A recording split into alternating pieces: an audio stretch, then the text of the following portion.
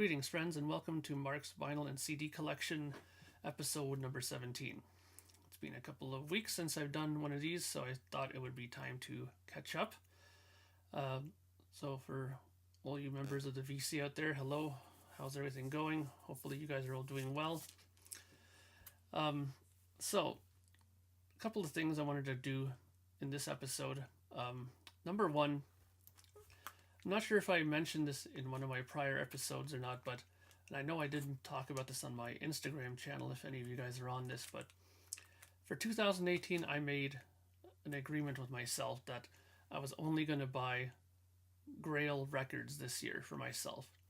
Last year I went nuts. I think I bought like 500 albums or something. It was insane how many records I bought, and a lot of them were just records that just, no rhyme or reason half the time. Well, yeah, there were lots of ones I collected, like my Kiss and my Bowie and things like that, and went for multiple variations, etc., etc. But this time I wanted to be really specific this year and go and find my Grail records. I'd rather spend, I'd rather spend, whatever, a higher dollar amount on a really good record that's very important to me than to spend the same amount on 7 records that are maybe not as important. Excuse me. So, first of all, I'm going to show a record that I got in a trade with a fellow VC member. And I was very interested in getting this record, mainly because I enjoy this guy's channel very much. He's got an awesome collection of records, and he's got all kinds of stereo system stuff and 8-track stuff and just a great collection of stuff. And he's a musician as well. Great singer and guitar player. So I really wanted to do a trade with my record, with my Project Gemini record, the Ordinary Day vinyl. And some people may be surprised that I got this, because most of my friends know I've never been very big on country music, but there's something about his music that I was sort of attracted to in terms of wanting to hear more of it. So, by now you probably know who I'm talking about. I'm talking about Billy Hurst and his record Small Town Fool. This is his reissue of the record. I believe it's a 20th anniversary special edition. Yes, it is. Coincidentally, it also says it's a Record Store Day released. There was 20 of these for Record Store Day. I got number 16.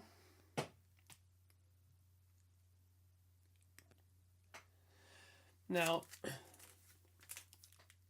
I'll be the first to admit I'm not very big on country music, and I don't know a whole hell of a lot about country music, but I'll tell you what I do like about this record and what I like about this kind of country music in particular.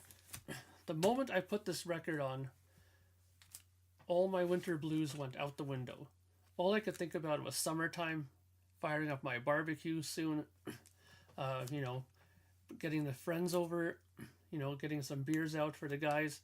And it's just really good, like, party music, I just get the vision of summertime from this record. And it reminds me a lot of people like Garth Brooks, and especially what's that guy's name? Now it's going to slip my mind, of course, now that I have to mention it. The Copperhead Road guy, Steve Earle. A lot of this stuff reminds me of him as well, especially the big difference between me and you and Old Harleys and Good Whiskey. A lot of these songs, it's like party music, it's like hair metal, but country hair metal sort of, you know what I mean? Like it has that same aesthetic. It's very fun. You can have it on blasting in your backyard, and people get into it. It's not that kind of old time country music that some people don't really relate to as much, like me. That's a little bit more depressing and stuff like that. I really like this kind of upbeat country music, and I really think that if you guys like that kind of, summertime party thing, Indianapolis 500, bunch of guys out watching the races and stuff like that, this is the record to get. Billy Hurst, Small Town Fool. Thank you, Billy, very much for getting this over to me. It's fantastic. The packaging is really good too. Scott Waters did a really good job with this with you as well. I guess I'm sure you were involved in this as well, the packaging of it. But great job, you guys. It's a really excellent record, and I recommend it to anybody who likes this type of country music. Okay, so let's get on to the Grails now. So first up was a record I've been looking for on vinyl for a long time. I haven't seen it very much around here, and usually they're in horrendous condition. It's much like the Beatles' White record because it's a white covered album. Keeping this clean is next to impossible, and this one is no different. It's not exactly clean, but it's one of the cleaner ones. And more importantly, the vinyl is really nice, like near spotless. So I had to get it, and this is the album Frank Zappa and the Mothers of Invention live at the Fillmore East, June 1971. You can see the kind of staining already on it from the prior owner. Now the back of it, it's funny, when I took a look at it, I thought at first that it was, kind of the same thing, but a lot of the back is how it was made. Like, I mean, if you look at this little piece here and stuff like that, that's part of the record. And that handwriting at the bottom here, I thought initially that it was somebody who wrote that, but it's actually Frank Zappa wrote that in at the bottom. So it's a rather interesting album sort of design. And here's the vinyl. It's on the reprise, and this is like fantastic. It's in great condition. This is side 2 I'm showing you now. Let's flip it over to side 1. Now, I really like this era of the band. Now, I have a lot of Zappa's records from as far back as the beginning, and while I do like the original Mothers, this era when you had Flo and Eddie as the vocalists on here was more my cup of tea. I liked their humor a little bit more than the original Mothers stuff. I thought the original Mothers stuff was a little, a little out to lunch for me. This is a little bit more comical and comedy that I kind of, could relate to a little bit more than the early Frank Zappa stuff. And frankly, I think the songs on here are really, really good. The House I Used to Live In, The Mud Shark is a classic. Willie the Pimp is really, really good. Peaches and Regalia is a classic as well. And of course they do Happy Together, the Turtles song, which is sort of an odd song to put in here considering, the rest of the set list on here. But this is a grail for me.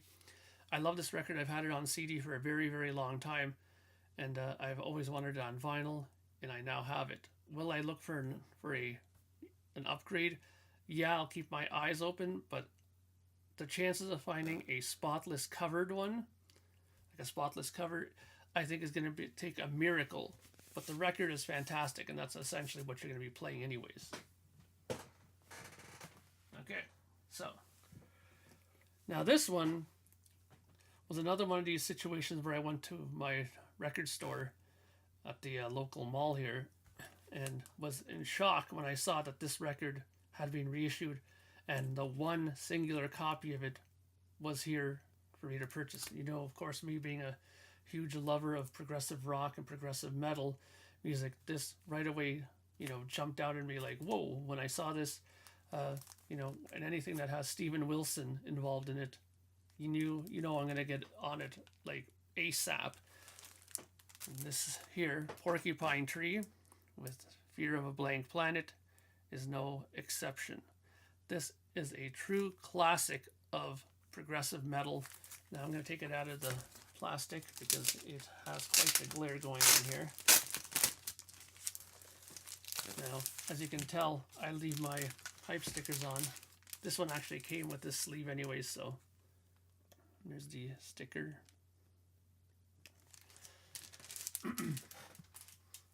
Excuse me, guys, I got a really rough throat again.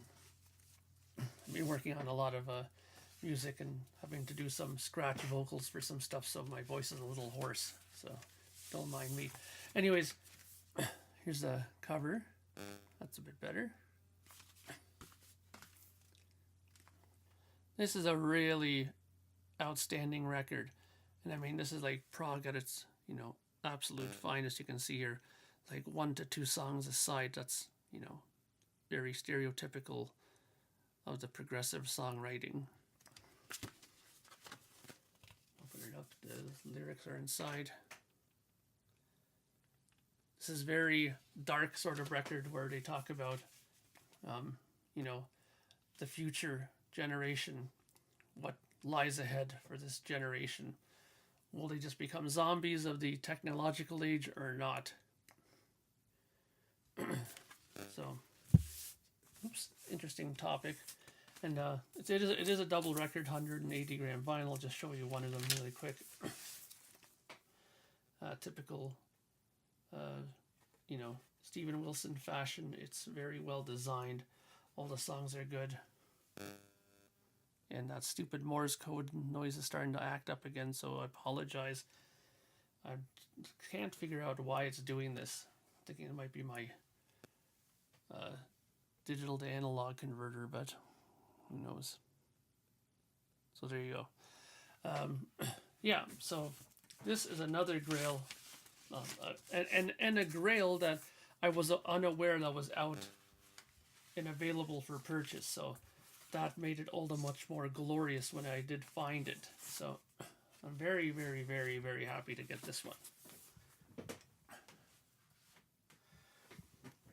Okay, so again, anybody who knows me well enough knows that I'm a huge Yes fan, and you know, I do my Yes podcast every week with my good friend Kevin Mulrine from the UK, and we've been going through a lot of the Yes songs, Yes singles right now, and we're coming up to a few classic records, and I've been in the mood for a lot of Yes music now. I've been listening to quite a bit of it, and this era in particular, as Yes are re-releasing Fly From Here, a record that they did when John Anderson left, and they had Benoit David singing, and it was produced by Trevor Horn, who did 90125 for Yes as well, and for a very brief period he was also vocalist for Yes.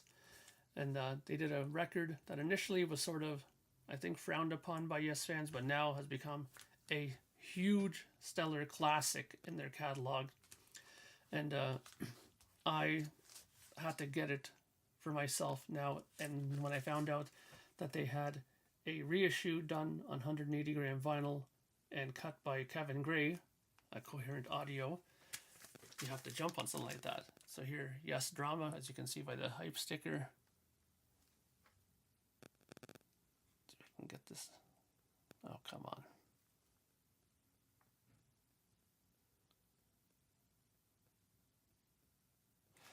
Anyways, it says what I just said, 180 gram vinyl done by Kevin Gray. And this sounds really, really outstanding. Here's the album now. This is a Rhino reissue, and Rhino does their stuff very, very well. I believe there was also a Friday Music reissue of this a few years back. I haven't gotten that one. Will I get that one? I'm not 100% certain. Anyways, this is a gatefold. There's the guys in much younger years. And this album is brilliant. Every song on here is like fantastic. There's not a bad song on this record. And that's very rare for most records, I would say. You have Machine Messiah, Man in a White Car. Doesn't really happen. That's all on side A here. And on side B, when you flip it over, you have Into the Lens, Run Through the Light, and Tempest Fugit. Again, some classic material. I don't know why I'm having such a hard time. Maybe that's better. Okay. So, this is a must own. And if you're looking for a great copy of this record to have in your collection, I would recommend this one. Kevin Gray did a really good job with Fragile as well, and I believe he also cut a version of Close to the Edge. And this record is no different. Everything on here sounds brilliant, great dynamics. It's not squashed, you know, because there's acoustic guitar and a lot of, you know, sort of stringed instruments. Steve Howe loves playing his, you know, his Portuguese guitars, his 6-string, 12-string acoustics. So you want to make sure that you're not killing the audio when you have those kind of recordings. And this one turned out fantastic. So I highly recommend this record if you do not have this Yes album. So these are all grails. These are all grails. The last one here is a grail as well. When I first started playing guitar, I was like madly into Black Sabbath. I love Black Sabbath, both the Ozzy and the Dio era. And I remember getting this on cassette and then on CD and never finding this on vinyl anywhere. And finally, on a vinyl site on Facebook, I found somebody selling this. I believe this is a Holland pressing of Black Sabbath Greatest Hits. I've always loved this album cover, and this for me is a grail. It has everything that you could possibly want from Black Sabbath. You have Paranoid, NIB, Changes, Sabbath, Bloody Sabbath, Iron Man, Black Sabbath, War Pigs, The Guana Sunrise, Tomorrow's Dream, and Sweet Leaf on here. It does say that it is a NIMS pressing. Now, this is sort of an odd anomaly I find, because online it says that this is a British pressing. But the person who sold it to me said that the record is actually a pressing from Holland. And this is on the back here on this side, which is maybe why he thinks it is. Now, I'm not 100% certain that this makes it officially a Holland pressing. Somebody could have just put that on there. But, you know, that now makes it a bit of a head scratcher. But either way, if it's from England, if it's from Holland, I don't really care. The record sounds brilliant. Every song on here is a complete winner, in my opinion. And it sounds fantastic. I've always thought that these pressings are really well done, these NIMS ones. So, yeah. No complaints from me here. And I always recommend to people who are new to Sabbath that if you don't know this band and you don't know the material, buying a record like this is probably your best bet, because if you don't like the songs on here, you ain't gonna like the rest of their material. So, Black Sabbath, Greatest Hits, another grail. Now, that's it for my grails for this week, or for this update, better yet. And before I go, I just want to address the fact that I have finally hit 100 subs and have passed it. I'm now at 104. I was thinking for a little while, should I do a contest at 100 subs? I'm going to pass on doing the contest for 100 subs for two reasons. Number one, there's a lot of contests going on right now. Me having another one, or me starting one now as well, I think would be sort of pointless right now. There's a lot of people doing stuff, so I think that they have more reason to celebrate. I'm going to wait till 150 to do mine. And also because, I'll be honest, I'm right now in the midst of recording my third Project Gemini album. I'm very tied up. The fact that I actually had 20 minutes to sit down to record this is a miracle. I've been doing this all day, and you know, what is it now? It's like almost 9 o'clock at night here, so I figured I would do this really quickly before it gets too late. And you know, I have lots of recording I had to do, and I have the pre-order going on as well for the Project Gemini A Brand New Day vinyl release. So I'm really busy, and I don't think that it's a good time for me to do a contest right now. But don't despair. When 150 comes up, I will be doing a contest, and that'll give me even more time to think of a really good prize for you guys. So thank you very much for watching. I appreciate it. I appreciate all the subs, and I appreciate there's a few people who I want to thank. Billy Hurst, thank you very much for taking the time to talk about my album that we traded on your site. And I'm sure you guys all know Billy Hurst, so I don't think there's any need for me to put his info up, but I will put it on in the bottom in the description.